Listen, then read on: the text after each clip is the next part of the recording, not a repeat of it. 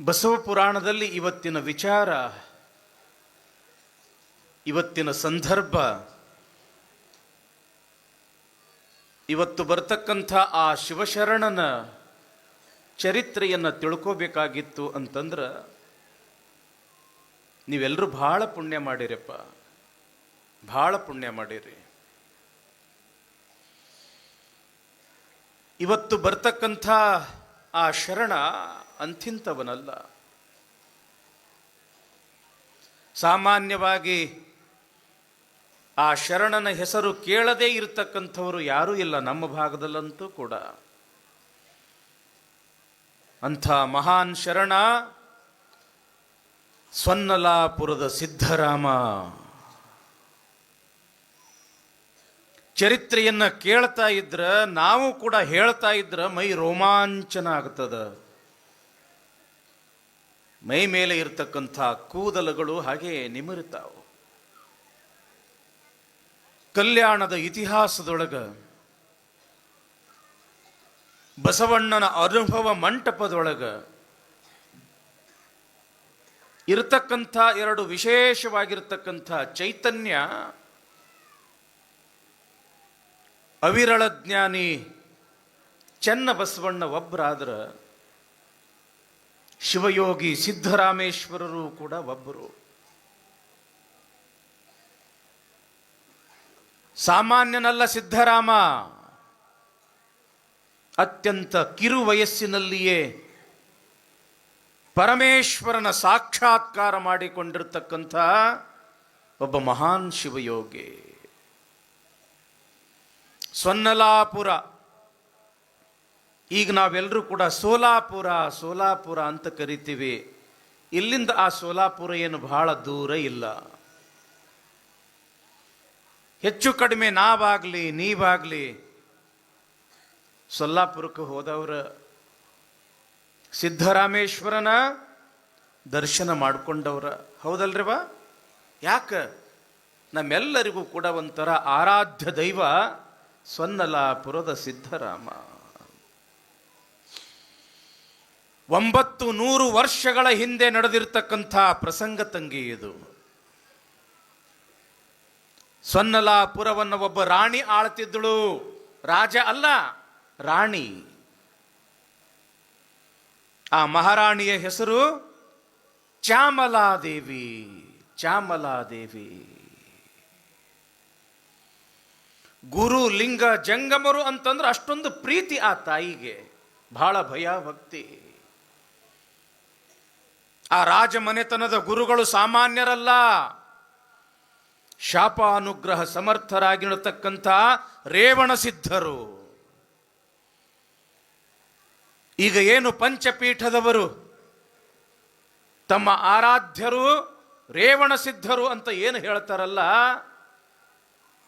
ಆ ರೇವಣ ಸಿದ್ಧರು ಮಹಾನ್ ತಪಸ್ವಿಗಳು. ಬೇಡಿದವರಿಗೆ ಬೇಡಿದ್ದನ್ನು ಕೊಟ್ಟಿರ್ತಕ್ಕಂಥ ಶಾಪಾನುಗ್ರಹ ಸಮರ್ಥರು.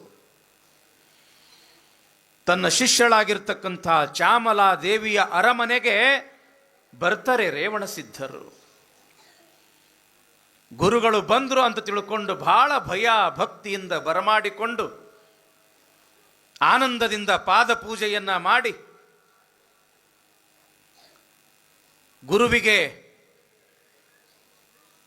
ಕಾಣಿಕ ಸಮರ್ಪಣೆಯನ್ನ ಮಾಡಿ ಆ ತಾಯಿಯ ಸೇವೆಯನ್ನ ಸ್ವೀಕಾರ ಮಾಡಿ, ಅವ್ವ ನಾವೊಂದಿಷ್ಟು ಊರೊಳಗೆ ಹೋಗಿ ಬರ್ತೀನಿ ಅಂತ ತಿಳ್ಕೊಂಡು ರೇವಣ ಸಿದ್ಧರು ಎಲ್ಲಿ ಬಂದ್ರು ಅಂತಂದ್ರೆ ಊರೊಳಗೆ ಇರ್ತಕ್ಕಂಥ ಒಂದು ಶಿವಭಕ್ತ ಮನೆ, ಮುದ್ದುಗೌಡ ಸುಗ್ಗಲಾದೇವಿ ಇವರ ಮನೆಗೆ ನೇರವಾಗಿ ಬಂದರು. ಮನೆ ಬಾಗಿಲಿಗೆ ಬಂದ ತಕ್ಷಣನೇ ಯಾವಾಗ ಗುರುಗಳು ಬಂದರು ಅಂತ ಗೊತ್ತಾಯ್ತು, ಪಾದಕ್ಕೆ ನೀರು ಕೊಟ್ಟು ಯಪ್ಪ ಬರಬೇಕ್ರಿ ಬರಬೇಕ್ರಿ ಬರಬೇಕ್ರಿ ಅಂತ ಮನೆಯೊಳಗ ಬರಮಾಡಿಕೊಂಡಾರ. ಸೇವೆಯನ್ನ ಮಾಡ್ಯಾರ, ಪಾದ ಪೂಜೆಯನ್ನ ಮಾಡ್ಯಾರ, ಯಥಾ ಶಕ್ತಿ ಕಾಣಿಕೆಯನ್ನ ಕೊಟ್ಟು ಯಪ್ಪ ಬಡವರ ಈ ಭಕ್ತಿ ಸ್ವೀಕಾರ ಮಾಡಬೇಕು ಅಂತ ತಿಳ್ಕೊಂಡು ಗಂಡ ಹೆಂಡತಿ ಇಬ್ರು ಸಾಷ್ಟಾಂಗ ನಮಸ್ಕಾರ ಹಾಕ್ಯಾರ. ಯಾವಾಗ ಮುದ್ದು ಗೌಡ ಸುಗ್ಗಲ ದೇವಿ ನಮಸ್ಕಾರ ಮಾಡಿದ್ರು ಗುರುಗಳಿಗೆ, ಆವಾಗ ಗುರುಗಳು ಆಶೀರ್ವಾದ ಮಾಡ್ತಾರ, ತಾಯಿ ಶಿವನ ಸ್ವರೂಪ ಆಗಿರ್ತಕ್ಕಂಥ ಒಬ್ಬ ಮಗನಿಗೆ ನೀನು ಜನ್ಮವನ್ನು ಕೊಡು ತಾಯಿ. ಶಿವಸ್ವರೂಪ ಆಗಿರ್ತಕ್ಕಂಥ ಒಂದು ಗಂಡು ಮಗುವಿಗೆ ನೀನು ಜನ್ಮ ಕೊಡು ತಾಯಿ ಅಂತ ತಿಳ್ಕೊಂಡು ಗುರುಗಳು ಆಶೀರ್ವಾದ ಮಾಡಿದ್ರು. ಗಂಡ ಹೆಂಡತಿಗೆ ಬಹಳ ಸಮಾಧಾನ ಆತು. ಆದ್ರ ಪಕ್ಕದಲ್ಲಿ ಇರ್ತಕ್ಕಂಥ ಜನ ಗೊಳ್ಳಂತ ನಕ್ಕು ಬಿಟ್ರು. ಯಾಕೆ ನಕ್ಕರು ಗೊತ್ತದ ಏನು? ಯಾರಿಗೆ ಆಶೀರ್ವಾದ ಮಾಡ್ಯಾರ? ಮುದ್ದುಗೌಡ ಸುಗ್ಗಲಾದೇವಿಗೆ. ಏನಂತ ಆಶೀರ್ವಾದ ಮಾಡ್ಯಾರ? ಒಂದು ಗಂಡು ಮಗುವಿಗೆ ಜನ್ಮ ಕೊಡು ತಾಯಿ ಅಂತ. ಅವ್ರು ಯಾಕೆ ನಕ್ಕರು? ಹೋಗಿ ಹೋಗಿ ಮುದುಕ ಮುದುಕಿಗೆ ಆಶೀರ್ವಾದ ಮಾಡ್ಯಾರ. ಇಂಥ ವಯಸ್ಸಿನೊಳಗ ಇವ್ರೇನು ಮಕ್ಕಳು ಹಡಿತಾರ ಅಂತ ತಿಳ್ಕೊಂಡು ಅವರು ಅಪಹಾಸ್ಯ ಮಾಡಿದ್ರು. ವಯಸ್ಸೆಷ್ಟಾಗಿತ್ತು ಮುದ್ದುಗೌಡನಿಗೆ? 60-65 ವರ್ಷ. ಸುಗ್ಗಲಾದೇವಿಗೆ ಹೆಚ್ಚು ಕಡಿಮೆ 60 ವರ್ಷ. ಇಂಥ ವಯಸ್ಸಿನೊಳಗೆ ಇವರೇನು ಮಕ್ಕಳು ಹಡಿತಾರ ಅಂತ ತಿಳ್ಕೊಂಡು ನಕ್ರು ಜನ. ಆದರೆ ಗುರುವಿನ ವಾಕ್ಯ ಸುಳ್ಳಾಗುವುದಿಲ್ಲ ತಂಗಿ. ರೇವಣ ಸಿದ್ಧರ ಆ ನುಡಿ ಸುಳ್ಳಾಗ್ಲಿಲ್ಲ. ಮುಂದೆ ಗರ್ಭ ಧರಿಸಿದಳು. 9 ತಿಂಗಳ 9 ದಿವಸಕ್ಕ ಗುರುಗಳು ಹೇಳಿದ ಹಾಗೆ ಒಂದು ಗಂಡು ಮಗುವಿಗೆ ಜನ್ಮವನ್ನ ಕೊಡ್ತಾಳ 60 ವಯಸ್ಸಿನೊಳಗ ಸುಗ್ಗಲಾದೇವಿ. ನೀನೊಲಿದರೆ ಕೊರಡು ಕೊನರುವುದು, ನೀನೊಲಿದರೆ ಬರಡು ಹಯನಬಹುದು, ನೀನೊಲಿದರೆ ವಿಷವು ಅಮೃತಬಹುದು, ನೀನೊಲಿದರೆ ಸಕಲ ಪಡಿ ಪದಾರ್ಥಗಳು ಇದಿರಲ್ಲೆಪ್ಪವು ಕೂಡಲ ಸಂಗಮ ದೇವ. ಪರಮಾತ್ಮನ ಕೃಪೆ ಆತು ಅಂತಂದ್ರ ಒಣಗಿರ್ತಕ್ಕಂಥ ಗಿಡ ಚಿಗುರ್ತದಂತ, ಬರಡಾಗಿರ್ತಕ್ಕಂಥ ಆಕಳ ಹಾಲು ಕೊಡ್ತದಂತ, ವಿಷ ಇದ್ದಿದ್ದು ಕೂಡ ಅಮೃತ ಆಗ್ತದಂತ. ಏನು ಬಯಸ್ತೀವಿ ಅದು ಆ ಕ್ಷಣವೇ ಬಂದು ಎದುರೊಳಗೆ ಬೀಳ್ತದಂತ. ಯಾಕ ಅಂತಂದ್ರ ಪರಮಾತ್ಮನ ಕೃಪೆ, ಶಿವನ ಕೃಪೆ ಆತು ಅಂತಂದ್ರ ಮುಗಿದು ಹೋತು. ಯಾವಾಗ ಗಂಡು ಮಗುವಿಗೆ ಜನ್ಮ ಕೊಟ್ಟಳು ಬಹಳ ಖುಷಿ, ಬಹಳ ಖುಷಿ, ಬಹಳ ಆನಂದ ಆತು. ಯಾಕ?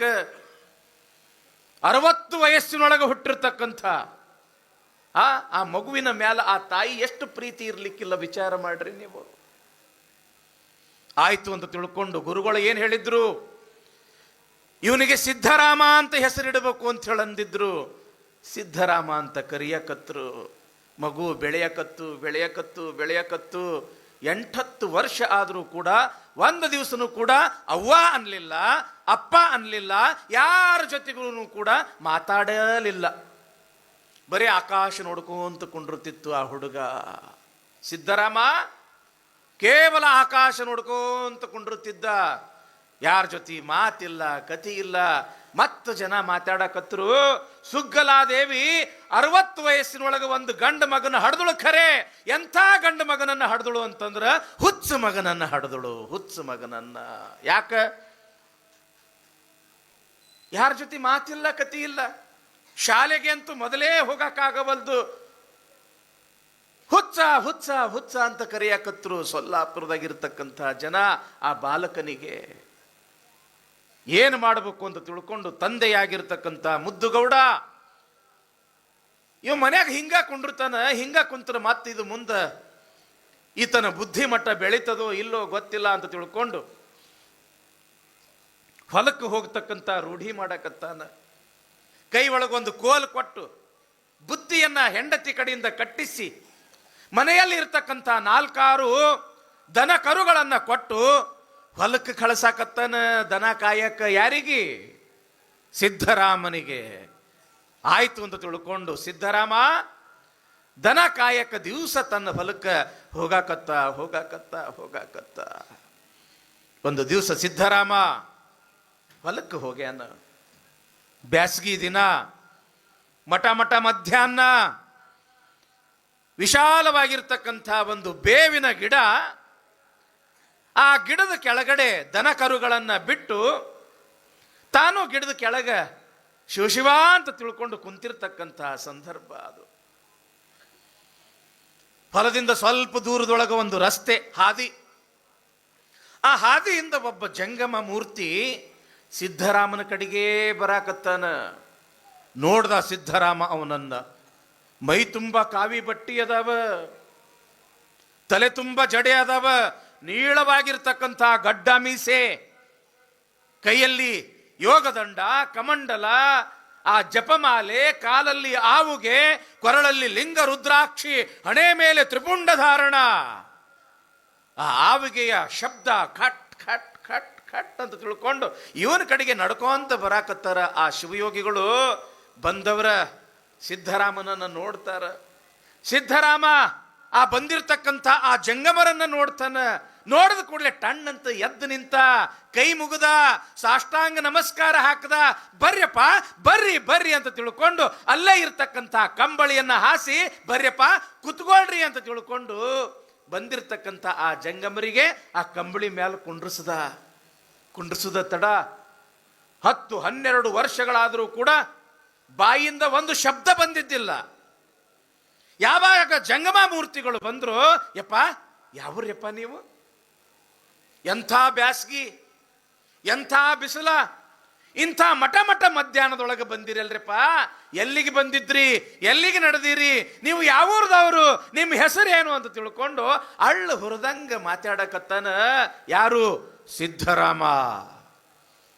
ಆ ಸಿದ್ಧರಾಮನ ಮಾತುಗಳನ್ನು ಕೇಳಿ ಬಂದಿರತಕ್ಕಂಥ ಆ ಜಂಗಮ ಮೂರ್ತಿ ಹಸನ್ಮುಖಿಯಾಗಿ ನಗನಗತಾ, ಏನೋ ಹುಡುಗ ಎಷ್ಟು ಚಂದ ಮಾತಾಡಕತ್ತೀಯಲ್ಲೋ, ಅಳ್ಳು ಹುರಿದಂಗ ಆಗಕತ್ತದ ನಿನ್ನ ಮಾತ, ಎಷ್ಟು ಚಂದ ಮಾತಾಡ್ತೀಯೋ.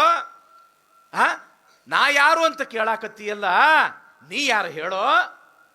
ಇಷ್ಟು ಕೇಳೋದ ತಡ, ಯಪ್ಪ ನಾನು ಇಲ್ಲೇನು ದೂರದಾಗ ಕಾಣಿಸ್ತದಲ್ಲ ಸೊಲ್ಲಾಪುರ ಪಟ್ಟಣ, ಆ ಸೊಲ್ಲಾಪುರದವ. ನಮ್ಮ ಅಪ್ಪನ ಹೆಸರು ಮುದ್ದುಗೌಡ, ನಮ್ಮ ಅವನ ಹೆಸರ ಸುಗ್ಗಲಾದೇವಿ. ನಾನು ದನ ಕಾಯಕ ಅಂತ ತಿಳ್ಕೊಂಡು ದಿವಸ ಇಲ್ಲಿಗೆ ಬರ್ತೀನಿಯಪ್ಪ. ಇದೇನು ಕಾಣಿಸ್ತದಲ್ಲ ಇದು ನಮ್ಮ ಹೊಲಾನ. ನನ್ನ ಹೆಸರ ಸಿದ್ಧರಾಮ ಅಂತ ಕರೀತಾರೆಪ್ಪ.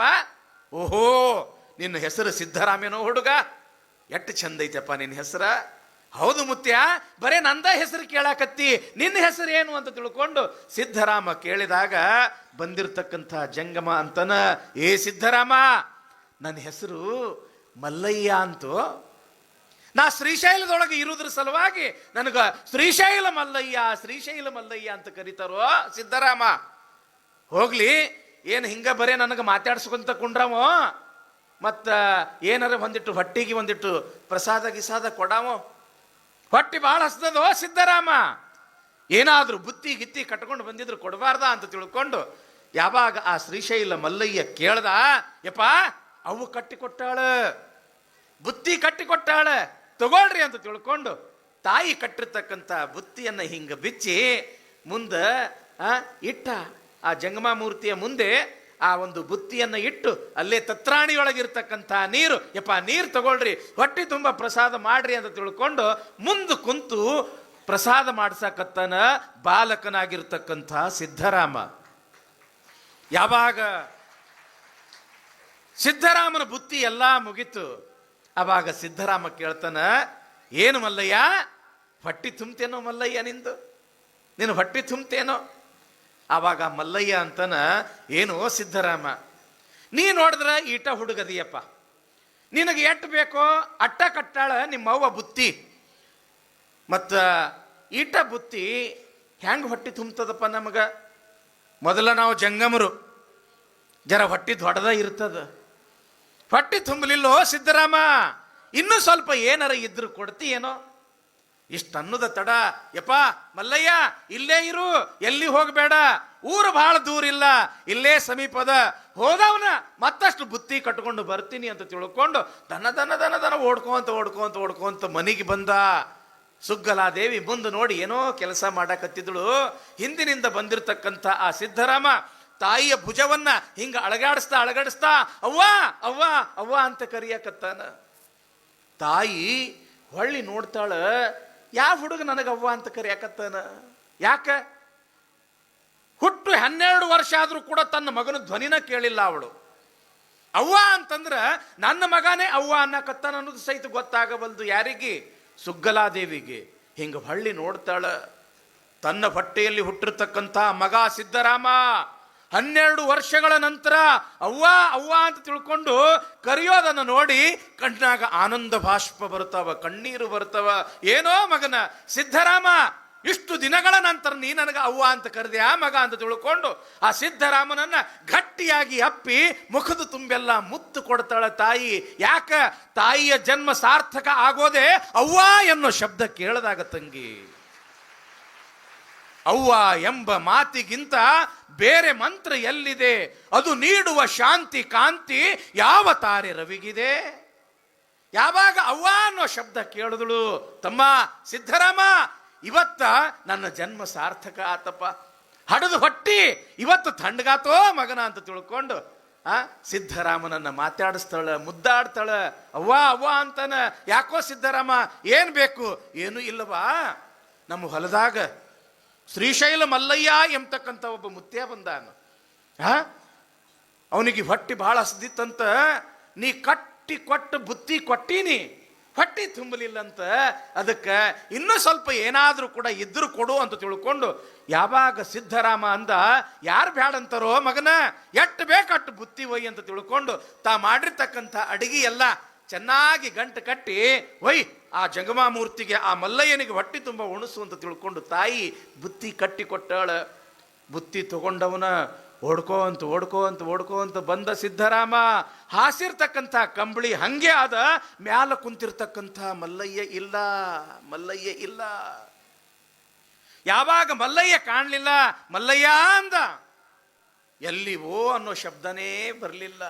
ಓಹೋ ಮಲ್ಲಯ್ಯ, ನನ್ನ ಜೊತೆಗೆ ನೀ ಕಣ್ಣು ಮುಚ್ಚಾಲಿ ಆಟ ಆಡಂಗ ಕಾಣಿಸಕತ್ತದ, ಗಿಡದ ಹಿಂದೆ ಅಡಗಿ ಏನೋ ಮಲ್ಲಯ್ಯ, ನೀ ಎಲ್ಲರೇ ಅಡುಗು, ನಾನು ನಿನ್ನನ್ನು ಬಿಡುವುದಿಲ್ಲ ಅಂತ ತಿಳ್ಕೊಂಡು ಹಗರ್ಕ ಹೋಗಿ ಗಿಡದ ಹಿಂದೆ ನೋಡ್ತಾನ ಸಿದ್ದರಾಮ.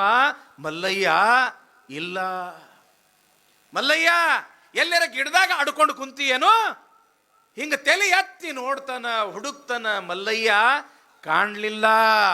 ಓಹೋ ಮಲ್ಲಯ್ಯ, ನನ್ನ ನವಣಿ ಹೊಲದೊಳಗ ಎಲ್ಲರ ಅಡ್ಕೊಂಡು ಕುಂತಿ ಅಂತ ಕಾಣಿಸ್ತದ, ನಾನಿನ್ನ ಬಿಡುವುದಿಲ್ಲ, ಹುಡುಕೇ ತೀರ್ತೀನಿ ಅಂತ ತಿಳ್ಕೊಂಡು ಗಿಡ ಹತ್ತಿ ಟೊಂಗಿಗೆ ಏರಿ ಅಲ್ಲಿ ಇಲ್ಲಿ ಎಲ್ಲಾ ಕಡೆಗೆ ಹುಡುಕ್ತಾನ, ಎಲ್ಲಿಯೂ ಕೂಡ ಮಲ್ಲಯ್ಯ ಕಾಣಲಿಲ್ಲ. ಯಾವಾಗ ಮಲ್ಲಯ್ಯ ಕಾಣಲಿಲ್ಲ, ಮೇಲೆ ಇರತಕ್ಕಂಥ ಟೊಂಗಿಯಿಂದ ಕೆಳಗ ಜಿಗದ, ಮಲ್ಲಯ್ಯ ನನಗೆ ಬುದ್ಧಿ ತಗೊಂಡು ಬಾ ಅಂತ ಹೇಳಿ, ನೀ ಎಲ್ಲಿ ಹೋದಿ ಮಲ್ಲಯ್ಯ ಅಂತ ತಿಳ್ಕೊಂಡು ಅಳ್ಕೊಂತ ಹೊಲ ಎಲ್ಲ ಹುಡುಕಾಡಕತ್ತಾನ ಸಿದ್ದರಾಮ. ಮಲ್ಲಯ್ಯ ಕಾಣಲಿಲ್ಲ. ಅಷ್ಟೊತ್ತಿಗ ಅದೇ ಹಾದಿಯಿಂದ ಒಂದು 8-10 ಮಂದಿ ಜಂಗಮರ ದಂಡು ಮಲ್ಲಯ್ಯ ಶ್ರೀಗಿರಿ ಮಲ್ಲಯ್ಯನ ನೋಡೋಣ ಬನ್ನಿರೇ, ಎಲ್ಲ ದೇವರ ಒಡೆಯ ಬಲ್ಲಿದನೋ ಚೆನ್ನ ಮಲ್ಲ ಅಂತ ತಿಳ್ಕೊಂಡು ಆ ಕಂಬಿ ಐನೋರ್ ಅಂತೀವಲ್ಲ ನಾವು, ಕಂಬಿ ಐನೋರು. ಯಾವಾಗ ಜಾತ್ರೆ ಇರ್ತದೆ ಶ್ರೀಶೈಲ ಮಲ್ಲಯ್ಯಂದು? ಯುಗಾದಿ ಪಾಡ್ಯ ಮುಂದಿತ್ತು. ಇವರು ಕಂಬಿ ತಗೊಂಡು ಶ್ರೀಶೈಲಕ್ಕೆ ನಡೆದಿದ್ರು. ಮಹಾಂತ ಮಲ್ಲಯ್ಯ ಉಘೆ, ಶ್ರೀಶೈಲ ಮಲ್ಲಯ್ಯ ಉಘೆ ಅಂತ ತಿಳ್ಕೊಂಡು ಯಾವಾಗ ಇಂಥ ಉಘೆ ಜಯಘೋಷಗಳನ್ನ ಹೇಳ್ತಾ ನಡೆದಿದ್ರು, ಕೇಳಿಸ್ಕೊಂಡ ಸಿದ್ದರಾಮ. ಓಹೋ, ಇವರು ಶ್ರೀಶೈಲ ಮಲ್ಲಯ್ಯ ಅನ್ನಕತ್ತಾರ, ಉಘೆ ಅನ್ನಕತ್ತಾರ, ಹಾಗಾದ್ರೆ ನನ್ನ ಮಲ್ಲಯ್ಯ ಇವರಿಗೆ ಗೊತ್ತಿದ್ದಂಗೆ ಕಾಣಿಸ್ತಾನ ಅಂತ ತಿಳ್ಕೊಂಡು ಓಡ್ಕೊಂತ ಹೋದ. ಏನ್ರಿಪ್ಪ ನಿಮಗ ನನ್ನ ಮಲ್ಲಯ್ಯ ಗೊತ್ತೇನು? ಯಾ ಮಲ್ಲಯ್ಯೋ ತಮ್ಮ? ಶ್ರೀಶೈಲ ಮಲ್ಲಯ್ಯ ಗೊತ್ತೇನು? ಓಹೋ ನಮಗೆ ಗೊತ್ತು. ಹಾಗಾದ್ರೆ ನನಗೆ ಶ್ರೀಶೈಲ ಮಲ್ಲಯ್ಯನ ತೋರಿಸ್ತೀರೇನು? ಓಹೋ ನಾವು ಅಲ್ಲಿಗೆ ನಡೆದಿವಿ, ತೋರಿಸ್ತೀನಿ ಬಾ ಅಂತ ತಿಳ್ಕೊಂಡು ಯಾವಾಗ ಅಂದ್ರು, ಆ ಜಂಗಮರ ಬೆನ್ನು ಹತ್ತಿ ನಡ್ಕೊಂತ ಎಲ್ಲಿಗೆ ಹೋದ ಸಿದ್ದರಾಮ? ಶ್ರೀಶೈಲಕ್ಕೆ ಹೋದ. ಯಾವಾಗ ಇನ್ನೂ ಶ್ರೀಶೈಲ ಸ್ವಲ್ಪ ದೂರ ಇತ್ತು, ಮಲ್ಲಿಕಾರ್ಜುನನ ಶಿಖರ ಕಾಣಕತ್ತದ, ಗೋಪುರದ ಆ ಶಿಖರ ಕಾಣಕತ್ತದ.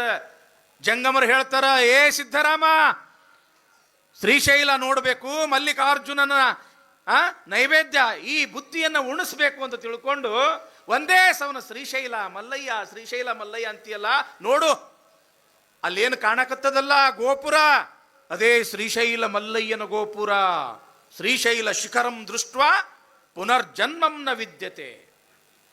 ಎಷ್ಟು ಪವಿತ್ರ ಅಂತಂದ್ರೆ ನಮಗೆ ಶ್ರೀಶೈಲ ಕ್ಷೇತ್ರ ಅಂತಂದ್ರೆ ಗುಡಿಯಾಗಿರ್ತಕ್ಕಂಥ ಶ್ರೀಶೈಲ ಮಲ್ಲಯ್ಯ ಲಿಂಗ ಅಲ್ಲ, ಬರೇ ಆ ಗುಡಿಯ ಗೋಪುರ ನೋಡಿದ್ರೆ ಸಾಕು ಮುಕ್ತಿ ಸಿಗ್ತದಂತ. ಮುಕ್ತಿ ಮತ್ತಮ ಜನ್ಮನೇ ಇಲ್ಲ ಅಂತ. ಶ್ರೀಶೈಲ ಶಿಖರಂ ದೃಷ್ಟ ಪುನರ್ಜನ್ಮಂ ನ ವಿದ್ಯತೆ. ಶಿಖರ್ ನೋಡಿದ್ರೆ ಸಾಕು ಮುಕ್ತಿ ಸಿಗ್ತದಂತ. ಅಷ್ಟು ಪುಣ್ಯ ಶ್ರೀಶೈಲ ಕ್ಷೇತ್ರ ಅಂತ. ಇನ್ನೂ ನೀವು ಹೆಚ್ಚಿಗೆ ಪುಣ್ಯ ಮಾಡಿರಿವ. ಯಾಕೆ ಹೇಳ್ರಿ? ನಮ್ಮ ಖ್ಯಾಡ್ಗಿ ಜನ, ಸುತ್ತಮುತ್ತಲ ಗ್ರಾಮಗಳ ಸಾವಿರಾರು ಜನ ಎಷ್ಟು ಪುಣ್ಯ ಮಾಡಿರಿ ಅಂತಂದ್ರೆ, ನೀವು ಶ್ರೀಶೈಲಕ್ಕೆ ಹೋಗೋದ ಬೇಡ, ಶ್ರೀಶೈಲ ಮಲ್ಲಿಕಾರ್ಜುನ ಸ್ವರೂಪದಲ್ಲಿ ಇರ್ತಕ್ಕಂಥ ಶ್ರೀಶೈಲ ಜಗದ್ಗುರುಗಳೇ ನಾಳೆ ಈ ಪುರಾಣ ಕೇಳಾಕ ಬರಾಕತ್ತಾರ ನೋಡ್ರಿ. ಈ ಕಾರ್ಯಕ್ರಮಕ್ಕೆ ನಾಳೆನೇ ಬರಾಕತ್ತಾರ ಶ್ರೀಶೈಲ ಜಗದ್ಗುರುಗಳು. ನಿಮ್ಮ ಅಜ್ಜಾರು ನೋಡ್ರಿ, ಅಷ್ಟು ದೂರ ಹೋಗಿ ನಮ್ಮ ಜನರಿಗೆ ದರ್ಶನ ಮಾಡೋದು ಬಹಳ ಕಷ್ಟ ಆಗ್ತದ ಅಂತ ತಿಳ್ಕೊಂಡು ಆ ಮಲ್ಲಯ್ಯನ ಇಲ್ಲಿಗೆ ಕರೆಯಕತ್ತಾರಲ್ಲ ನಿಮ್ಮ ಅಜ್ಜಾರು.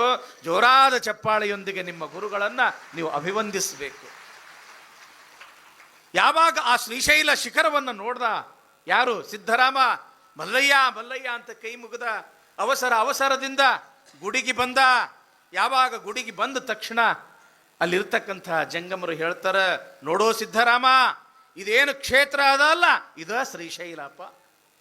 ಇದೇನು ಲಿಂಗು ಅದಲ್ಲ, ಇದ ಮಲ್ಲಯ್ಯ, ನಮಸ್ಕಾರ ಮಾಡು ಅಂತ ತಿಳ್ಕೊಂಡು ಯಾವಾಗ ಆ ಜಂಗಮರು ಹೇಳಿದ್ರು, ಆವಾಗ ಸಿದ್ಧರಾಮ ಅಂತನ, ಅಲ್ರಿಪ್ಪ, ನೀವು ಹೇಳಿದ ಹಾಗೆ ಇದು ಶ್ರೀಶೈಲ ಇರ್ಬೋದು, ನಾನು ಒಪ್ತೀನಿ.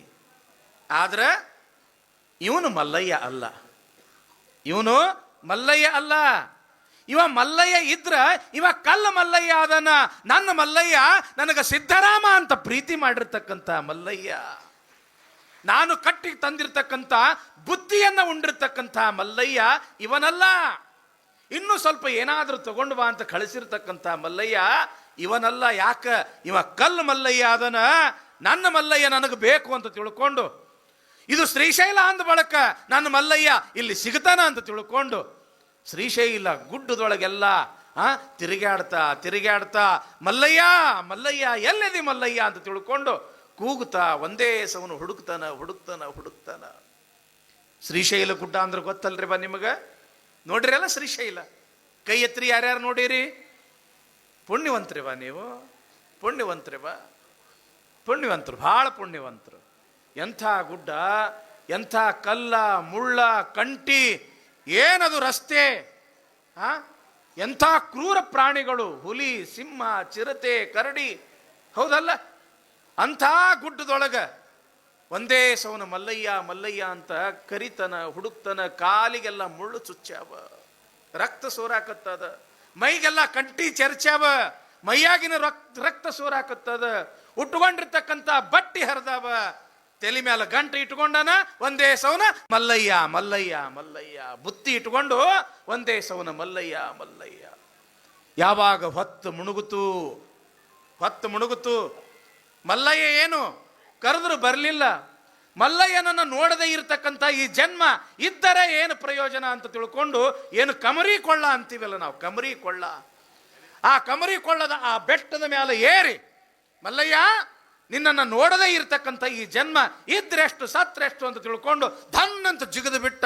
ಮಧ್ಯದೊಳಗೆ ಮಲ್ಲಯ್ಯ ಬಂದು ಎತ್ತಕೊಂಡು ಬಿಟ್ಟ ಸಿದ್ಧರಾಮನಿಗೆ. ಕಣ್ಣು ತೆರೆದು ನೋಡ್ತಾನ ಸಿದ್ಧರಾಮ. ಕುಲು ನಗಾಕತ್ತಿದ್ದ ಮಲ್ಲಯ್ಯ. ಏನೋ ಮಲ್ಲಯ್ಯ, ನನಗೆ ಬುತ್ತಿ ತಗೊಂಡು ಬಾ ಅಂತ ತಿಳ್ಕೊಂಡು ಎಲ್ಲಿ ಹೋಗಿದ್ದೇವು ಮಲ್ಲಯ್ಯ?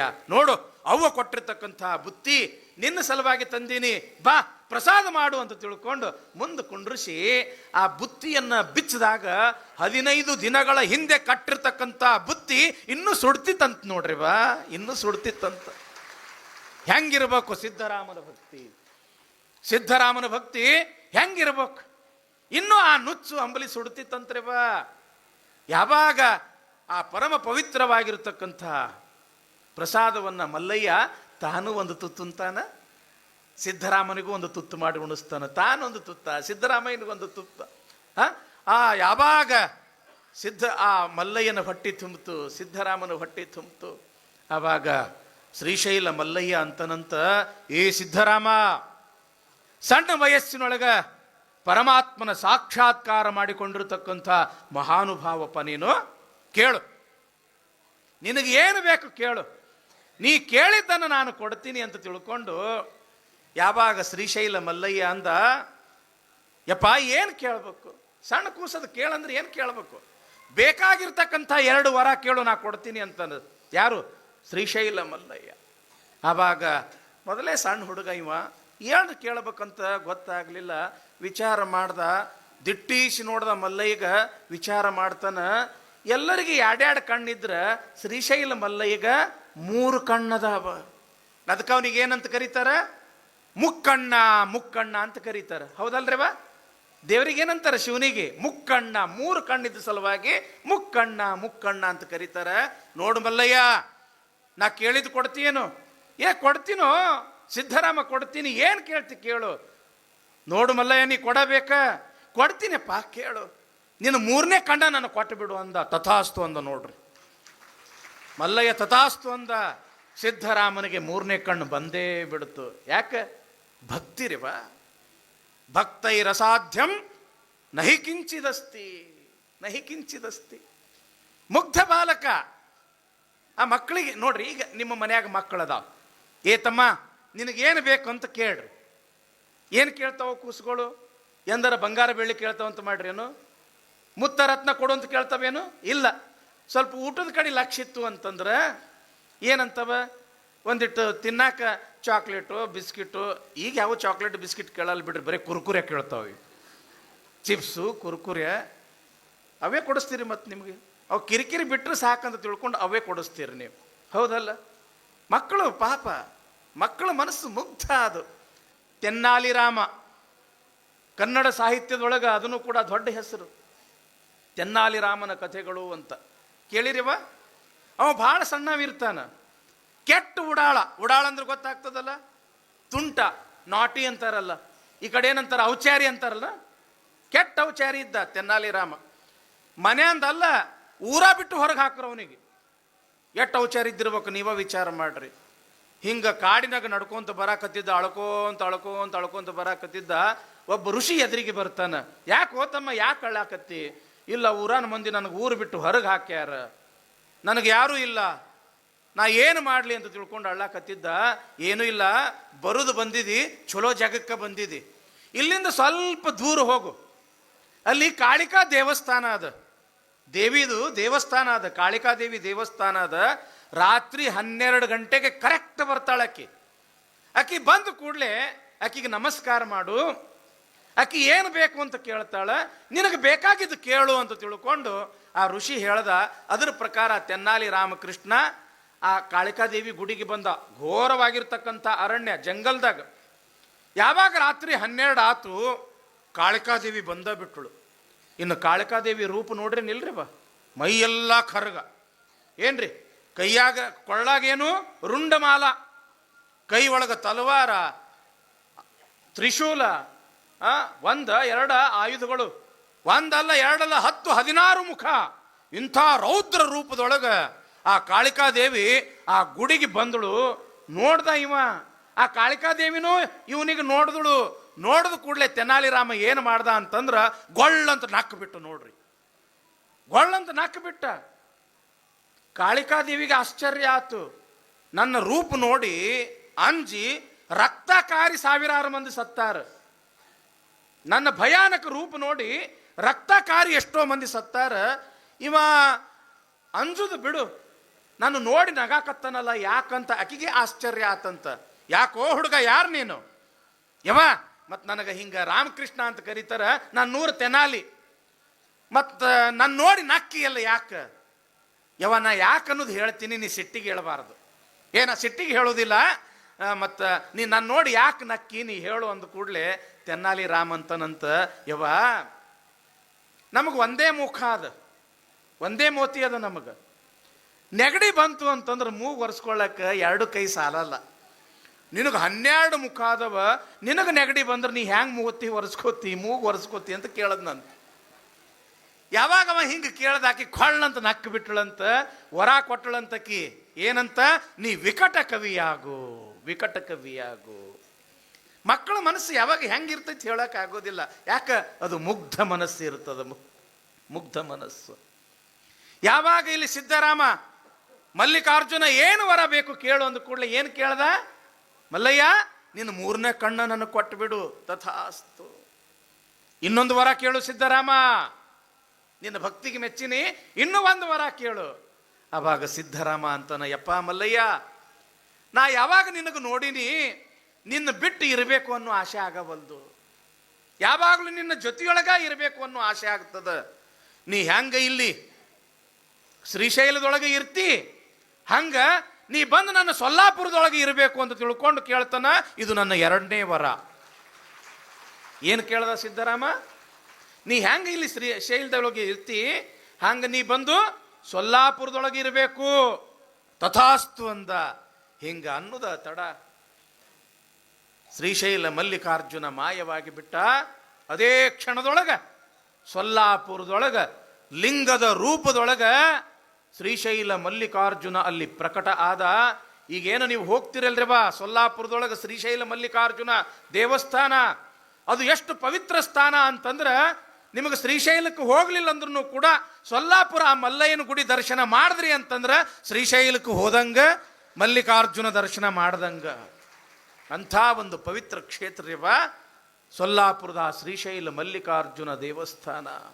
ಆಯ್ತು ಅಂತ ತಿಳ್ಕೊಂಡು ಸಿದ್ಧರಾಮ ಅತ್ಯಂತ ಆನಂದದಿಂದ, ಯಾವಾಗ ಶಿವನ ಸಾಕ್ಷಾತ್ಕಾರ ಆಗ್ತದ ಆವಾಗ ಆ ವ್ಯಕ್ತಿ ಪರಿಪೂರ್ಣ ಆಗ್ತಾನ್ರಿ ಬಾ. ಪರಿಪೂರ್ಣ ಯಾಕೆ? ಅರಿವು, ತಿಳುವಳಿಕೆ, ಜ್ಞಾನ ಅದು ಶಿವಕೃಪೆಯಿಂದ ಸಿಕ್ಕಿ ಬಿಟ್ಟಿರ್ತದ. ಬಂದ ಸೊಲ್ಲಾಪುರಕ್ಕೆ. ರಾಣಿ ಚಾಮಲಾದೇವಿಗೆ ಬಹಳ ಆನಂದ ಆತು. ಯಾಕೆ? ನಮ್ಮೂರಿನ ಒಬ್ಬ ಪುಟ್ಟ ಬಾಲಕ ಮಲ್ಲಿಕಾರ್ಜುನನನ್ನು ಸಾಕ್ಷಾತ್ಕಾರ ಮಾಡಿಕೊಂಡು ಆ ಮಲ್ಲಿಕಾರ್ಜುನನನ್ನೇ ನನ್ನ ಸೊಲ್ಲಾಪುರಕ್ಕೆ ತಂದನಲ್ಲ, ಎಂಥ ಸೌಭಾಗ್ಯ ಅಂತ ತಿಳ್ಕೊಂಡು ಚಾಮಲಾದೇವಿ ಶ್ರೀಶೈಲ ಮಲ್ಲಿಕಾರ್ಜುನನ ದೇವಸ್ಥಾನವನ್ನು ಕಟ್ಟಿಸ್ತಾಳ. ಸಿದ್ಧರಾಮ ಏನದು ಅಬ್ಬಬ್ಬ ಅಬ್ಬಬ್ಬ, ಅತ್ಯಂತ ಕಿರು ವಯಸ್ಸಿನಲ್ಲಿಯೇ ಅನೇಕ ಪುಣ್ಯದ ಕಾರ್ಯಗಳನ್ನು ಮಾಡಕತ್ತಾನ. ದಾನ, ಧರ್ಮ, ಪರೋಪಕಾರ, ಪುಣ್ಯ ಒಂದಲ್ಲ ಎರಡಲ್ಲ, ಸೊಲ್ಲಾಪುರ ತುಂಬ 100 ಶಿವನ ದೇವಸ್ಥಾನಗಳನ್ನು ಕಟ್ಟಾಕತ್ತಾನ. ಈಗಲೂ ಕೂಡ ನೀವು ನೋಡ್ತೀರಿ ಗಣಪ, ಅನೇಕ ಗಣೇಶನ ದೇವಸ್ಥಾನಗಳನ್ನು ಕೂಡ ಅಲ್ಲಿ ಸ್ಥಾಪನೆ ಮಾಡಿದ್ದು ನೋಡ್ತೀವಿ ನಾವು. ನೋಡ್ತೀರೇನಿಲ್ರಿ ಬಾ ಸೊಲ್ಲಾಪುರದೊಳಗೆ ಕೆರಿ, ಅದು ಇದು ಏನು ಬೇಕು ಎಲ್ಲವನ್ನ ಕಟ್ಟಾಕತ್ತಾನ ಸಿದ್ಧರಾಮ. ಜನ ಎಲ್ಲ ಮಾತಾಡಕತ್ರು, ಸಿದ್ಧರಾಮ ಸಾಮಾನ್ಯ ಅಲ್ಲ, ಬಾಲಯೋಗಿ ಸಿದ್ಧರಾಮ. ಬಾಲ್ಯದಲ್ಲಿಯೇ ಪುಣ್ಯದ ಕಾರ್ಯಗಳನ್ನು ಮಾಡಿದ ಕಾರಣಕ್ಕಾಗಿ ಬಾಲಯೋಗಿ ಸಿದ್ಧರಾಮ. ಅಷ್ಟೇ ಅಲ್ಲ, ಕರ್ಮಯೋಗಿ ಸಿದ್ಧರಾಮ. ಬಡಬಗ್ಗರ ಮದುವೆ ಮಾಡೋದು, ಒಬ್ರಿಗಲ್ಲ ಇಬ್ರಿಗಲ್ಲ ಸಾವಿರಾರು ಮಂದಿಗೆ ನಿತ್ಯ ದಾಸೋಹ ಮಾಡೋದು, ಯಾರಿಗೆ ಮನಿ ಇಲ್ಲ ಮನಿ ಕಟ್ಟಿ ಕೊಡೋದು, ಯಾರಿಗೆ ದನ ಕರುಗಳಿಲ್ಲ ಅವರಿಗೆ ಗೋದಾನ ಮಾಡೋದು, ಭೂದಾನ ಮಾಡೋದು. ಯಾಕ? ಚಾಮಲಾದೇವಿ ಆ ಸಿದ್ಧರಾಮೇಶ್ವರನನ್ನೇ ತನ್ನ ಗುರು ಅಂತ ತಿಳ್ಕೊಂಡು ಬಿಟ್ಟಳು. ಸಿದ್ಧರಾಮ ಏನು ಹೇಳ್ತಾನ? ಚಾಚು ತಪ್ಪದೆ ಸತ್ಕಾರ್ಯಗಳನ್ನು ಮಾಡ್ತಾ ಇದ್ದಾಳೆ ಚಾಮಲಾದೇವಿ. ಹೀಗಾಗಿ ಸಿದ್ಧರಾಮನು ಕೂಡ ಅನೇಕ ಕಾರ್ಯಗಳನ್ನು ಮಾಡ್ತಾ ಮಾಡ್ತಾ ದೊಡ್ಡವನಾಗ್ತಾ ಇದ್ದಾನೆ ಸಿದ್ಧರಾಮ. ಯಾವಾಗ ಸಿದ್ಧರಾಮ ದೊಡ್ಡವನಾದ ಆವಾಗ ಅಲ್ಲಮ ಪ್ರಭುದೇವರು ಯಾರನ್ನ ನೋಡಬೇಕು ಅಂತ ಹೇಳಿ ಕಲ್ಯಾಣಕ್ಕೆ ನಡೆದಾರ ತಂಗಿ?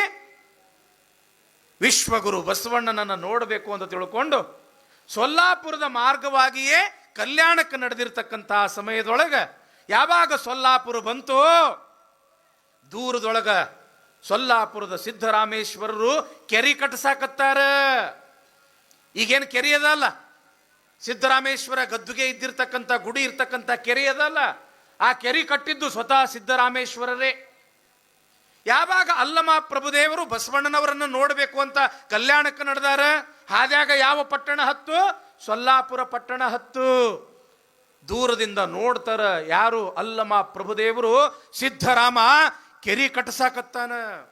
ಸ್ವತಃ ತಾನೇ ಬಂಗಾರದ ಗುದ್ಲಿ ಹಿಡಿದು, ಬಂಗಾರದ ಸಲಕಿ ಹಿಡಿದು, ಆ ಒಡ್ಡರ ಜೊತೆಗೆ ತಾನೂ ಕೂಡ ಕೈ ಜೋಡಿಸಿ ಕೆರೆಯನ್ನ ಕಟ್ಟತಕ್ಕಂಥ ಸಂದರ್ಭದೊಳಗ ಅಲ್ಲಮ ಪ್ರಭುದೇವರು ಸೊಲ್ಲಾಪುರಕ್ಕೆ ಬಂದರು.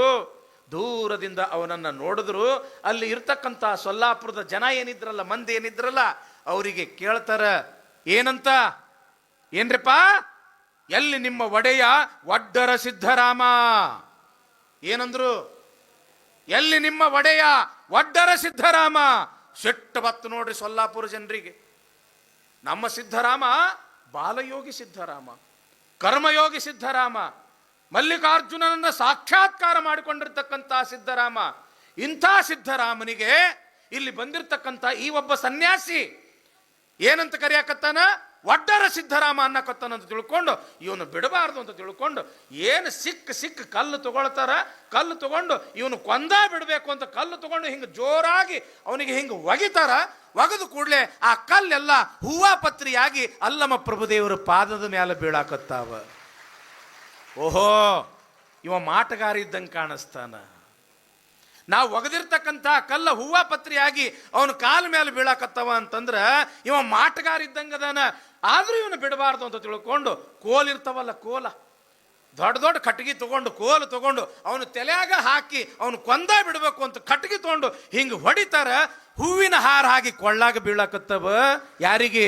ಅಲ್ಲಮ ಪ್ರಭುದೇವರಿಗೆ. ಯಾವಾಗ ಇವು ಹೂವಿನ ಹಾರಾಗಿ ಕೊಳ್ಳಾಗ ಬಿದ್ದು, ಓಹೋ ಇವ ಬೇರೆನೇ ಇದ್ದಂಗೆ ಕಾಣಿಸ್ತಾನ, ಮಾಟ ಮಂತ್ರ ಬಲ್ಲವಿದ್ದಂಗೆ ಕಾಣಿಸ್ತದ. ಅದಕ್ಕೆ ಇವನಿಗೆ ಬಿಡಬಾರ್ದು, ಈ ಮಾಟಗಾರನಿಗೆ ಚಲೋ ಬುದ್ಧಿನ ಕಲಿಸ್ಬೇಕು ಅಂತ ತಿಳ್ಕೊಂಡು ನಮ್ಮ ಒಡೆಯನಿಗೆ ಹೇಳಿದ್ರಾತು ಅಂತ ತಿಳ್ಕೊಂಡು ಓಡ್ಕೋ ಅಂತ ಸಿದ್ಧರಾಮನ ಹತ್ರ ಬಂದ್ರು. ಅಪ್ಪ ಸಿದ್ಧರಾಮ, ಅಲ್ಲಿ ಒಬ್ಬ ಸನ್ಯಾಸಿ ಬಂದಾನ, ಅಲ್ಲಿ ಒಬ್ಬ ಸನ್ಯಾಸಿ ಬಂದಿರುವ ನಿಮಗೆ ಒಡ್ಡ ಎನ್ನುವ, ನಿಮಗೆ ಒಡ್ರವ ಅಂತ ಹೇಳಿ ಕರಿಯಾಕತ್ತಾನ. ಸಿಟ್ಟು ಬತ್ತು ನೋಡ್ರಿ ಸಿದ್ಧರಾಮನಿಗೆ. ಎಷ್ಟು ಸಿಟ್ಟು ಬಂತು ಅಂತಂದ್ರೆ ಸಿದ್ಧರಾಮನಿಗೆ ಅಂತಾರ, ನನಗೆ ಒಡ್ಡ ಅನ್ನಕತ್ತಾನವ. ಯಾರನ್ನಕತ್ತಾರ ನನಗೆ ಒಡ್ಡ ಅಂತ? ಅಲ್ಲಿ ನಿಂತ ನೋಡ್ರಿ ಅವನ ರೀ. ಬಂದ್ರಿ ಇವರು ಧಾಪುಗಾಲ ಹಾಕ್ತಾ, ಮೈ ತುಂಬ ರೋಷ ಉಕ್ಕಕತ್ತಿತ್ತು. ಧಾಪುಗಾಲ ಹಾಕ್ತಾ ಹಾಕ್ತಾ ಹಾಕ್ತಾ ಸಿದ್ಧರಾಮನ ಎದುರುಗಡೆ ಬಂದು 6 ಎಮ್ಮನ್ನು ಜರಿದವನು, ಧನುಜಾರಿಯೋ ಕಾಮಾರಿಯೋ ತೋರವನ ಎಡೆತಲೆ ಗುಗಿವೆ, ನಾಲಿಗೆಯ ಬೇರು ಸಹಿತ ಕೀಳು ಬಿಡುವೆ. ಎಷ್ಟು ಸಿಟ್ಟು ಬಂದಿರ್ಬೇಕು ನೋಡ್ರಿ ಸಿದ್ಧರಾಮನಿಗೆ. ಯಾರು ನನಗೆ ಒಡ್ಡರ ಸಿದ್ಧರಾಮ ಅಂತ ಅಂದವರು ಯಾರು? ಇವನ ಏನು? ಅವನ ಆತ ಜಂಬಾರಿಯೋ ಧನುಜಾರಿಯೋ ಕಾಮಾರಿಯೋ, ಅವ ಇಂದ್ರನೇ ಆಗಿರಬಹುದು, ಚಂದ್ರನೇ ಆಗಿರಬಹುದು, ಸ್ವತಃ ರುದ್ರನೇ ಆಗಿರಬಹುದು. ಯಾವ ನಾಲಿಗೆಯಿಂದ ನನಗ ಒಡ್ಡರ ಸಿದ್ಧರಾಮ ಅಂದನ, ಅವನ ನಾಲಿಗೆಯನ್ನೇ ಕೀಳು ಬಿಡ್ತೀನಿ ಅಂತಾನ ಸಿದ್ಧರಾಮ. ಎಷ್ಟು ಸಿಟ್ಟು ಬಂದಿರ್ಬೇಕು ನೋಡ್ರಿ ಸೊಲ್ಲಾಪುರದ ಸಿದ್ಧರಾಮೇಶ್ವರನಿಗೆ. ಯಾವಾಗ ನೀನೇ ಏನು ನನಗೆ ಒಡ್ಡ ಅಂತ ಕರೆದವನಂದಾಗ ಹೌದು ಅಂದರು. ಯಾರು? ಅಲ್ಲಮ ಪ್ರಭುದೇವರು. ಮತ್ತು ನನಗೆ ಒಡ್ಡ ಅಂತ ತಿಳ್ಕೊಂಡು ಯಾಕೆ ಕರೆದಿ?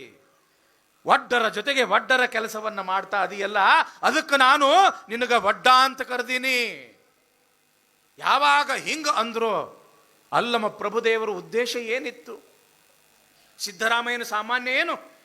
ಬಹಳ ದೊಡ್ಡ ಮಹಾತ್ಮ. ಚಿಕ್ಕ ಸಂಸಾರವ ಸಡಲಿಸಿ ಹೊಕ್ಕನಲ್ಲ ಹಿರಿಯ ಸಂಸಾರಕ್ಕೆ ಸಿದ್ಧರಾಮ, ಪೂಜಾ ವಿಖ್ಯಾತಿ ಲಾಭದಿಚ್ಛೆಯಲಿ.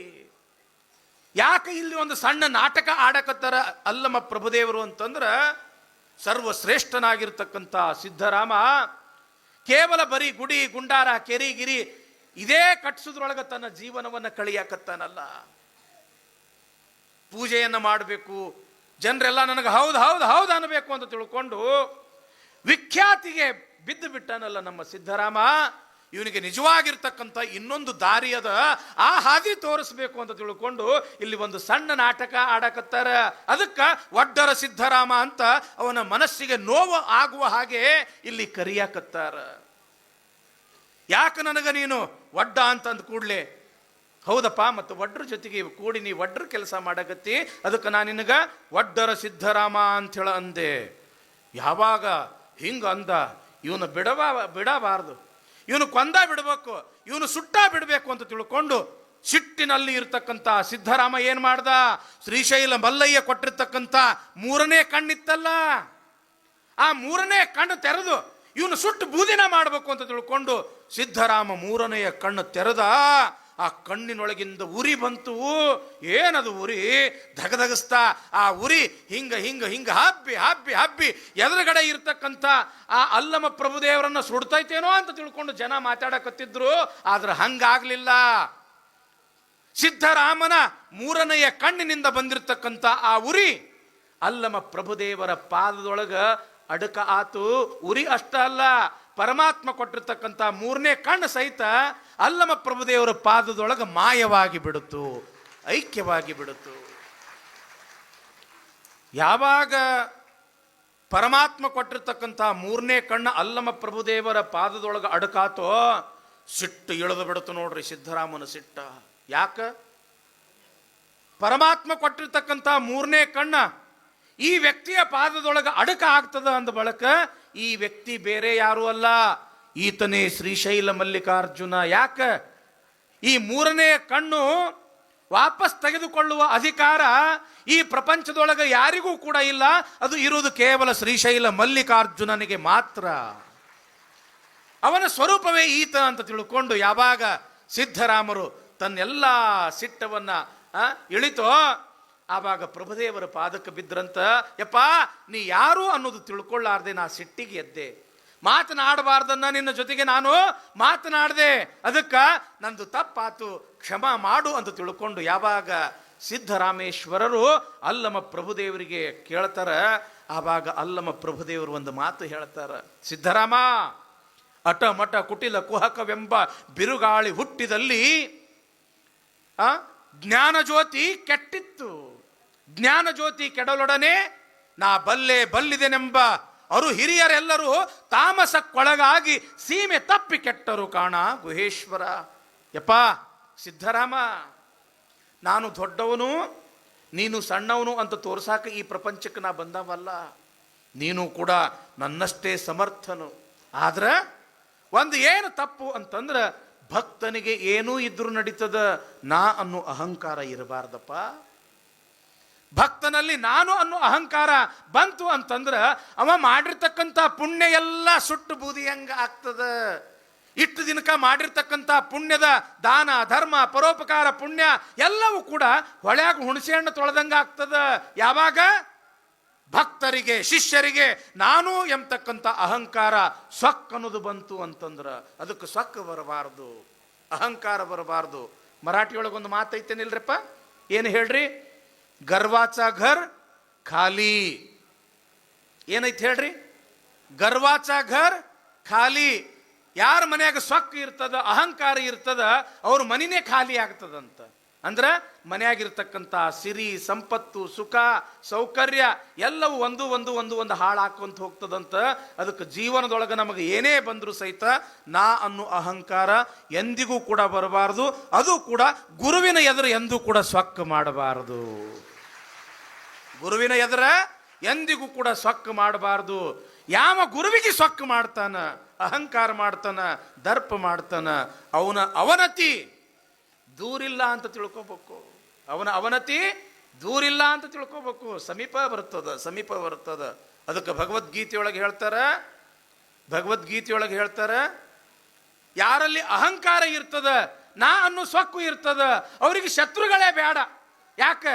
ಆ ಅಹಂಕಾರವೇ ಅವರಿಗೆ ನಾಶ ಮಾಡ್ತದ ಅಂತ. ಒಬ್ಬ ಶಿಲ್ಪಿ ಒಂದು ಕತಿ ಹೇಳ ತಂಗಿ, ನಿಮಗೆ ಕತಿ ಹೇಳವ. ಒಬ್ಬ ಶಿಲ್ಪಿ ಅಹಂಕಾರ ಸ್ವಕ್ ಅನ್ನೋದು ಹೆಂಗಿರ್ತದ ಅನ್ನೋದಕ್ಕೆ ಹೇಳ್ತೀನಿ ನಿಮಗೆ. ಶಿಲ್ಪಿ ಅಂದ್ರೆ ಗೊತ್ತಾಗ್ತದೆ ತಂಗಿ ನಿಮಗೆ. ಶಿಲ್ಪಿ ಅಂತಂದ್ರೆ ಈ ಮೂರ್ತಿ ಮಾಡ್ತಾನಲ್ಲ, ಮೂರ್ತಿ ಇಲ್ಲಿ ನೋಡ್ರಿ, ಅಪ್ಪವ್ರ ಮೂರ್ತಿ, ಗುಡ್ಡದ ಬಸವರಾಜೇಂದ್ರ ಶಿವಯೋಗಿಗಳ ಮೂರ್ತಿ ನೋಡ್ರಿ, ಬಸವಣ್ಣವ್ರ ಮೂರ್ತಿ ನೋಡ್ರಿ, ಒಳಗೆ ಒಬ್ಬ ಲಿಂಗು ಕಟ್ಟದಾನ. ಎಷ್ಟು ಚಂದ ಕಟ್ಟದಾನ ಅಂತಂದ್ರೆ ಹೋಗಿ ದರ್ಶನ ಮಾಡ್ಕೊಳ್ರಿ. ಅಪ್ಪವ್ರ ಮನೆ ಸ್ಥಾಪನೆ ಮಾಡ್ಯಾರ. ಎಷ್ಟು ಚಂದ ಮೂರ್ತಿ ಅಂತಂದ್ರೆ ಆ ಗುಡ್ಡದ ಬಸವರಾಜೇಂದ್ರ ಶಿವಯೋಗಿಗಳು ಏನು ನಮ್ಮ ಜೊತೆಗೆ ಮಾತಾಡ್ತಾರೇನೋ ಅನ್ನುವಂಗ ಅಷ್ಟು ಚಂದ ಮೂರ್ತಿ ಕಟ್ಟದನಲ್ಲ. ಜೋರಾದ ಚಪ್ಪಾಳೆ ಇರಲಿ ಆ ಕಲಾವಿದನಿಗೆ, ಆ ಮೂರ್ತಿಕಾರನಿಗೆ. ಹಿಂಗ ಒಬ್ಬ ಕಲಾಕಾರ, ಮೂರ್ತಿಯನ್ನ ಮಾಡ್ತಕ್ಕಂಥ ಒಬ್ಬ ಕಲಾಕಾರ ಅಂದ್ರೆ ಗೊತ್ತಾಗ್ತದಲ್ಲ ನಿಮಗೆ. ನಮ್ಮ ಕ್ಯಾಡ್ಗಿ ಇದರಂಗ ಒಂದು ಊರ, ಆ ಊರಾಗ ಇಂಥ ಮೂರ್ತಿ ಮಾಡ್ತಕ್ಕಂಥ ಒಬ್ಬ ಪ್ರಸಿದ್ಧ ಶಿಲ್ಪಿ. ಆ ಊರಿಗೆ ಯಾರು ಬಂದರು ಅಂತಂದ್ರೆ ನಮ್ಮ ಜಂಬಗಿ ಅಜ್ಜವ್ರಂತ ಒಬ್ಬರು ದೊಡ್ಡ ಪಂಡಿತರು ಬಂದರು. ದೊಡ್ಡ ಪಂಡಿತರು ಅಂತಂದ್ರೆ ಯಾತ್ರ ಒಳಗೆ ಜ್ಯೋತಿಷ್ಯ ಅದು ಹಸ್ತ ಸಾಮುದ್ರಿಕ ಜ್ಯೋತಿಷ್ಯ ಹೇಳ್ತಾರಲ್ಲ, ನೀವೇನಂತೀರಿ ಅದಕ್ಕೆ?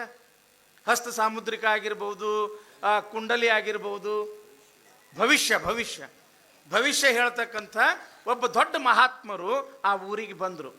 ಎಲ್ಲರೂ ತಮ್ಮ ಭವಿಷ್ಯ ಕೇಳಾಕತ್ತಿದ್ರು, ಎಲ್ಲರೂ ತಮ್ಮ ಭವಿಷ್ಯ ಕೇಳಾಕತ್ತಿದ್ರು. ಆವಾಗ ಈ ಶಿಲ್ಪಿಗೂ ನನ್ನ ಭವಿಷ್ಯ ಕೇಳಬೇಕು ಅಂತ ಆಶೆ ಆತು. ಅವನು ಸಾಲಿನೊಳಗೆ ಬಂದು ಕುಂತ. ಯಾವಾಗ ಇವನು ಪಾಳೆ ಬಂತು, ಏನಪ್ಪ ನಿನ್ನ ಕೈ ತೋರ್ಸಪ್ಪ ಅಂತ ಹೇಳಂದ್ರು. ಹಿಂಗೆ ಕೈ ಮುಂದೆ ಹಿಡ್ದ. ಯಾವಾಗ ಆ ಭವಿಷ್ಯ ಹೇಳ್ತಕ್ಕಂಥ ಸ್ವಾಮಿಗಳು ಆ ಏನು ಮೂರ್ತಿಕಾರ ಇದ್ನಲ್ಲ, ಶಿಲ್ಪಿ ಇದ್ನಲ್ಲ, ಅವನು ಕೈ ನೋಡಿ ಅಬ್ಬಬ್ಬ ಅಂದ್ರವರು.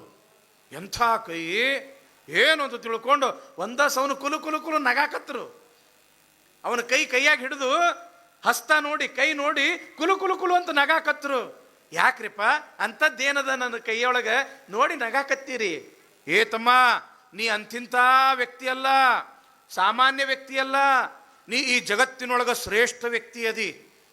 ಇಂಥ ಒಬ್ಬ ಶ್ರೇಷ್ಠ ಕಲಾವಿದ, ಒಬ್ಬ ಶ್ರೇಷ್ಠ ಕಲಾಕಾರ, ಮೂರ್ತಿಯನ್ನು ಮಾಡ್ತಕ್ಕಂಥ ಒಬ್ಬ ವ್ಯಕ್ತಿ ನನ್ನ ಎದುರ ಅದಾನಲ್ಲ, ಇಂಥ ವ್ಯಕ್ತಿಯ ದರ್ಶನ ನನಗಾತಲ್ಲ ಅಂತ ತಿಳ್ಕೊಂಡು ಬಹಳ ಖುಷಿಯಾಗಿ ನಗಾಕತ್ತೀನಿ ಅಂತಾರೆ. ಯಾರು? ಆ ಭವಿಷ್ಯ ಹೇಳೋರು. ಹಿಂಗ ನೋಡ್ಕೊಂತ ಭವಿಷ್ಯ ಹೇಳ್ಕೊಂತ ಮುಖ ಸಪ್ಪಗಾತು. ಯಾರ್ದು? ಭವಿಷ್ಯ ಹೇಳೋರು ಮುಖ ಸಪ್ಪಗಾತು. ಯಾವಾಗ ಮುಖ ಸಪ್ಪಗಾತು, ಅವ್ರ ಕಣ್ಣಾಗ ನೀರು ಬರಾಕತ್ತು, ಅಳ್ಳಾಕತ್ರು. ಯಾವಾಗ ಅವ್ರು ಅಳ್ಳಾಕತ್ರು, ಇವನಿಗೆ ಚಿಂತೆ ಆತು.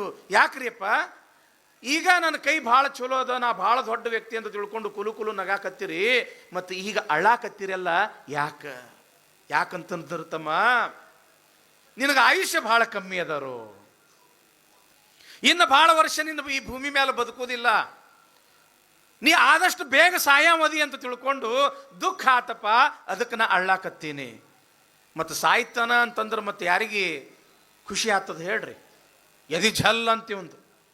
ಹಾಗಾದ್ರೆ ನಾ ಇನ್ನೂ ಎಷ್ಟು ವರ್ಷ ಬದುಕ್ತೀನಿ ರೀ ಅಪ್ಪಾರ, ಇನ್ನೂ ಸ್ವಲ್ಪ ಚಲೋ ನೋಡಿ ಹೇಳ್ರಿ, ಅಗ್ದಿ ಪರ್ಫೆಕ್ಟ್ ಹೇಳ್ತೀನಿ ಅಂತ ತಿಳ್ಕೊಂಡು, ತಮ್ಮ ಇನ್ನೂ 1 ವರ್ಷ, 1 ತಿಂಗಳ, 1 ವಾರ, ಇಂಥ ವಾರನ, ಇಂಥ ದಿವಸ, ಇಂಥ ಟೈಮಿಗೆ, ಇಂಥ ತಾಸ, ಇಂಥ ನಿಮಿಷ, ಇಂಥ ಸೆಕೆಂಡಿಗೆ ನೀ ಸಾಯ್ತಿ ಅಂತ ತಿಳ್ಕೊಂಡು ಕರೆಕ್ಟ್ ಒಂದು ಕಾಗದ ಮೇಲೆ ಬರೆದು ಕೊಟ್ಟು ಬಿಟ್ಟರು. ಆಯಿತು ಅಂತ ತಿಳ್ಕೊಂಡು ಮನೆಗೆ ಬಂದ. ರಾತ್ರಿ ಎಲ್ಲ ವಿಚಾರ ಮಾಡ್ದ. ಇನ್ನೂ ಒಂದು ವರ್ಷ ಅದ ನನಗೆ.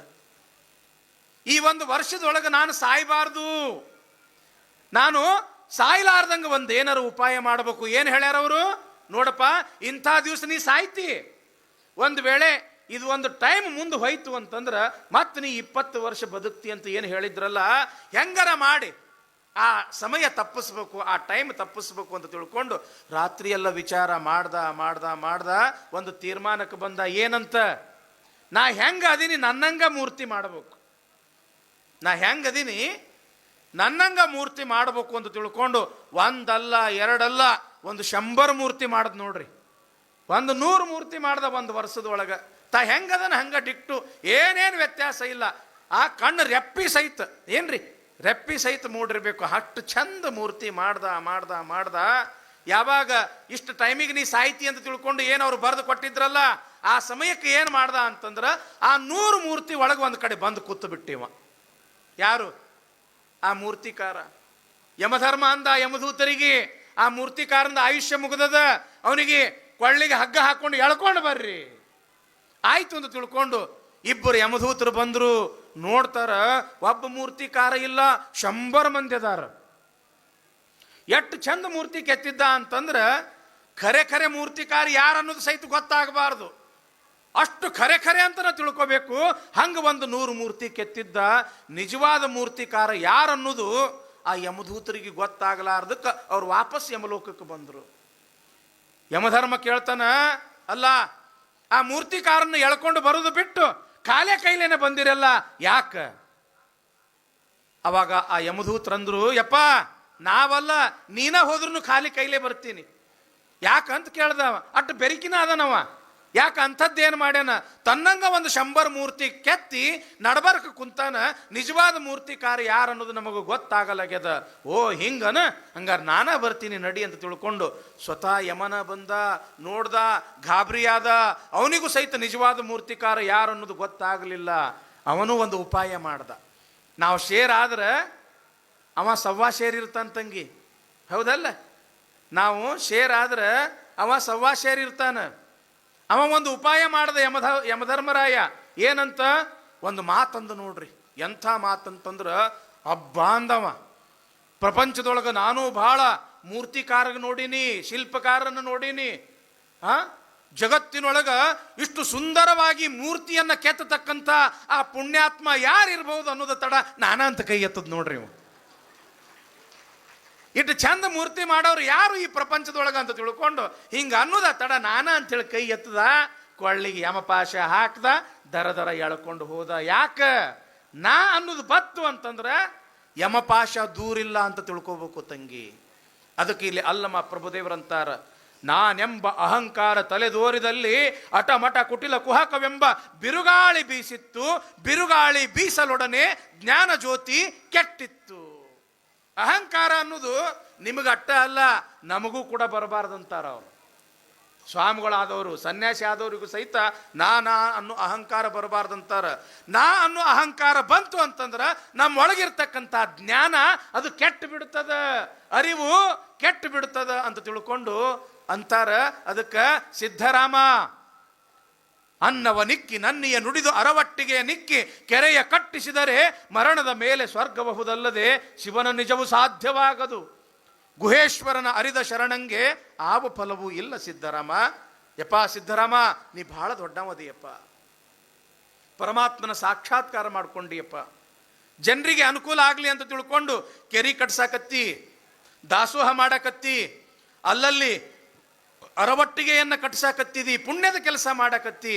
ಆದ್ರೆ ಸಿದ್ಧರಾಮ, ಇದರಿಂದ ಏನು ಸಿಗ್ತದ ನಿನಗ? ಸ್ವರ್ಗ ಅನ್ನೋದು ಸಿಗ್ತದ. ಆ ಸ್ವರ್ಗ ಶಾಶ್ವತ ಏನು? ನೀ ಮಾಡಿರ್ತಕ್ಕಂಥ ಪುಣ್ಯದ ಗಂಟ ತೀರ್ತು ಅಂತಂದ್ರ ಮತ್ತ ಹುಟ್ಟು ಸಾವು ಎಂಬತಕ್ಕಂಥ ಭವಚಕ್ರಕ್ಕೆ ಬೀಳ್ಬೇಕಾಗ್ತದೋ ಸಿದ್ಧರಾಮ.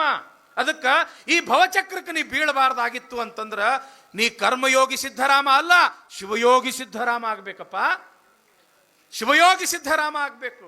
ಹಾಗಾದ್ರೆ ನಾ ಶಿವಯೋಗಿ ಹೆಂಗ ಆಗ್ಬೇಕು ಅಂತ ತಿಳ್ಕೊಂಡು ಯಾವಾಗ ಸಿದ್ಧರಾಮೇಶ್ವರ ಕೇಳ್ತಾರೋ ಹಂಗಾದ್ರೆ ನಡಿ, ಬಸವ ಕಲ್ಯಾಣಕ್ಕೆ ನಡಿ ನನ್ನ ಜೊತೆಗೆ, ನೀ ಆವಾಗ ಶಿವಯೋಗಿ ಆಗ್ತಿ ಅಂತ ತಿಳ್ಕೊಂಡು ಯಾವಾಗ ಅಲ್ಲಮ ಪ್ರಭುದೇವರಂದ್ರು ಬಸವ ಕಲ್ಯಾಣ ನೋಡಬೇಕು, ಬಸವಣ್ಣನ ದರ್ಶನ ಪಡ್ಕೋಬೇಕು ಅನ್ನೋದು ಬಹಳ ದಿವಸದ ಆಸೆ ಅದಾರಪ್ಪ. ಆಯ್ತು, ನಿಮ್ಮ ಜೊತೆಗೆ ನಾನು ಬಸವ ಕಲ್ಯಾಣಕ್ಕೆ ಬರ್ತೀನಿ ಅಂತ ತಿಳ್ಕೊಂಡು ಸಿದ್ಧರಾಮೇಶ್ವರರು ಅಲ್ಲಮ ಪ್ರಭುದೇವರ ಜೊತೆಗೆ ಎಲ್ಲಿಗೆ ಬರಾಕತ್ತಾರ? ಬಸವಣ್ಣನ ಕಲ್ಯಾಣಕ್ಕೆ ಬರಾಕತ್ತಾರ ಎಂಬತಕ್ಕಂಥ ವಿಚಾರ ಇವತ್ತಿನ ದಿವಸ. ಹಾಗಾದ್ರೆ ನಾಳೆ ಯಾರು ಬರ್ತಾರ ಬಸವ ಕಲ್ಯಾಣಕ್ಕೆ? ಇವತ್ತು ಸಿದ್ಧರಾಮ ಅಲ್ಲಮ ಪ್ರಭುದೇವರು ಬರಾಕತ್ತಾರ.